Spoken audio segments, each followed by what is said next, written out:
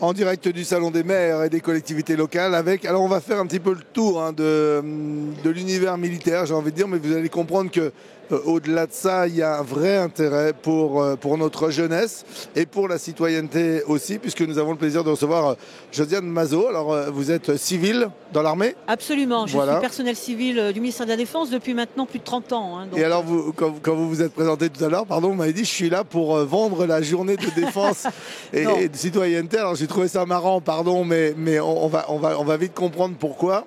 J'ai envie de dire de ce que j'ai compris, c'est qu'en fait, c'est un petit peu l'audit de la jeunesse avant une entrée dans la vie active. C'est-à-dire que vous êtes là pour dire, on regarde quelle est notre jeunesse, le niveau de notre jeunesse, et vous allez nous expliquer comment. Hein. Et par rapport à ça, eh bien, nous allons nous donner les moyens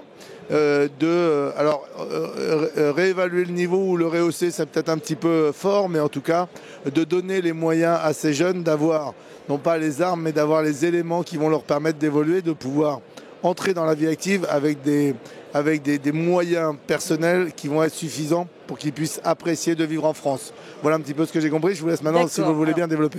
Absolument. Donc je vais quand même resituer un peu la journée défense et citoyenneté dont j'ai la charge au niveau de la direction du service national et de la jeunesse.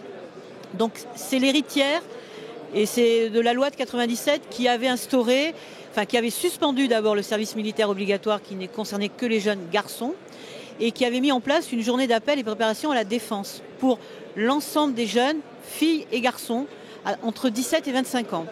Donc aujourd'hui, la journée défense et citoyenneté, elle a effectivement une vocation d'abord, c'est la première rencontre de nos jeunes, de notre jeunesse, souvent avec le monde des armées.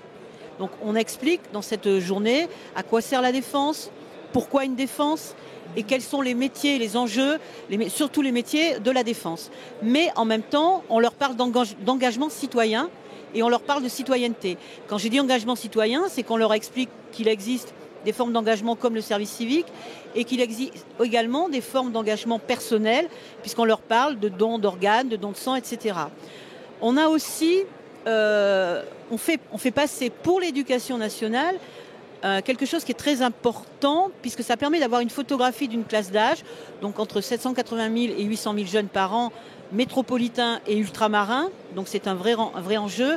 Ça nous permet, parce qu'on fait passer ce test de détection de difficultés et de compréhension de la langue française pour l'éducation nationale, et donc les jeunes sont identifiés en 5 profils, sans difficulté, des petites difficultés, un peu plus de difficultés, des difficultés et beaucoup de difficultés. Et à partir de ces profils, et en particulier pour les jeunes qui sont déscolarisés, on les adresse, on leur indique des structures qui peuvent les accompagner, comme les missions locales, comme ce dont on parlera bientôt, le service militaire volontaire, et en Outre-mer, le service militaire adapté, qui existe depuis 1962 et qui permet à des jeunes en grande difficulté, sans diplôme, sans emploi, un petit peu dans la désespérance, de trouver des métiers.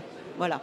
Donc c'est un vrai lien entre effectivement les différents acteurs de la société. Absolument. Et donc vous avez un regard expert, si vous me permettez l'expression, et en fait derrière vous dites on vous propose d'aller plus vers là, de profiter de tel service, etc. pour qu'ils puissent évoluer. Tout à fait. Le recensement est obligatoire, on est bien d'accord, à partir de 16 ans. Oui. Voilà, et donc ensuite derrière vous avez mis en place une plateforme pour faciliter cette journée de défense et de citoyenneté. Effectivement, l'administration traditionnelle du service national avait une image plutôt poussiéreuse.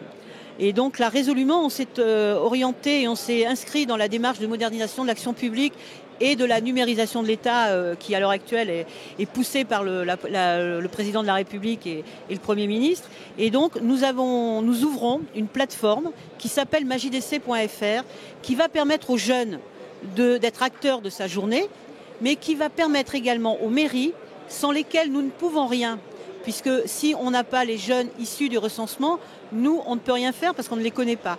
Donc les mairies vont pouvoir travailler avec nous sur cette plateforme, nous adresser des listes de recensement très rapidement, fiabilisées, sécurisées, etc. Et vont pouvoir avoir avec les centres du service national qui sont leurs correspondants, il y a 27 centres du service national en métropole et 6 outre-mer qui vont pouvoir travailler de façon complètement transparente sur un magnifique site web de façon moderne. Voilà, et puis ça laisse une totale liberté pour le jeune de s'organiser, de lui proposer une date à laquelle il voudrait. Il n'y a pas d'obligation, c'est pas de la rigueur militaire. On est vraiment dans un choix. Absolument. Alors on rappelle le site, hein, c'est MaJDC, voilà, tout en minuscule. Journée MaJDC, de défense et de citoyenneté. Voilà, mais c'est majdc.fr, puisque c'est pour le jeune et que ça s'adresse à lui d'abord. Et c'est un vrai outil pour les élus et pour les jeunes. C'est un outil, outil conjoint. Et bientôt, parce que ça, on l'ouvre maintenant, et bientôt, ça sera un outil aussi auquel nos partenaires, dont je parlais tout à l'heure, nos partenaires de l'insertion, pourront avoir accès aussi, parce qu'on leur transmettra là aussi, mais on l'ouvrira plutôt à l'été 2018, parce qu'il faut y aller étape par étape. Voilà, donc on signale aux jeunes que effectivement cette journée de défense et de citoyenneté n'est pas quelque chose de. Elle est obligatoire. Voilà, elle est obligatoire, mais c'est quelque chose pour les aider et non pas, c'est pas une contrainte pour les aider. Je leur rappelle qu'elle est obligatoire et qu'il faut qu'ils soient détenteurs du certificat de participation à la JDC pour pouvoir s'inscrire aux examens et concours soumis à l'autorité publique. Donc par exemple, ils ne peuvent pas obtenir leur permis sans ce certificat.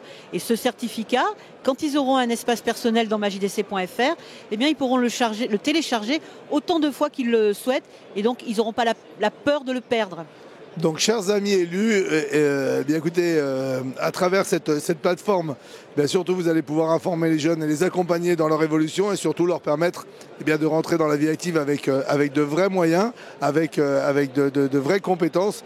Et bien évidemment, nous vous invitons à informer tous les jeunes de vos villes, de vos territoires, de cette plateforme, de cette solution qui va leur permettre de bien démarrer dans la vie. Absolument. Josiane Mazot, merci beaucoup. On rappelle, votre stand est avec celui du colonel.